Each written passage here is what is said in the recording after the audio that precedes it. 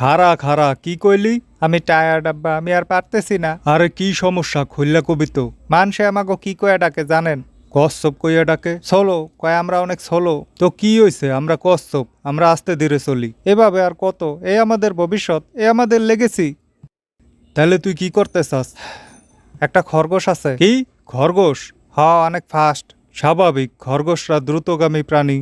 আমি ওর লগে রেস খেলমু। কি তুই কি পাগল হয়ে গেছস? হ হ, আমি পাগল। এত অপমান সহ্য করতে করতে আমি পাগল হয়ে গেছি। তুই এখন খরগোশের লগে দৌড় প্রতিযোগিতা করবি? হ, এবং আমি জিতমু। তুই হারবি হালা বলত।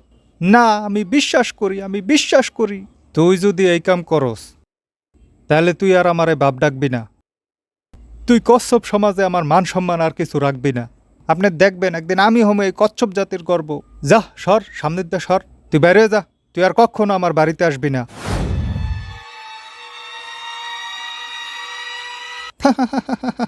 তুই আমার লগে দৌড় প্রতিযোগিতা করতে চাস? আমার লগে তুই কি মদ খাইছস? আমি এই জঙ্গলের সবচাইতে ফাস্ট প্রাণী। তুই অহংকারী, আর এই অহংকারী হইব তোর পতনের মূল। আর তুই ছোলো, তুই বামুন হইয়া চাঁদে হাত বাড়াইতে চাস। কে চাঁদ আর কে বামুন তা রেসের পরেই প্রমাণ হইব। হাল আর কচ্ছপ, তুই আইসস আমার লগে দৌড় প্রতিযোগিতা করতে? অবিশ্বাস্য, অকল্পনীয়, খরগোশের সাথে তোর প্রতিযোগিতায় বিজয়ী হয়েছে কচ্ছপ। OMG, OMG, OMG।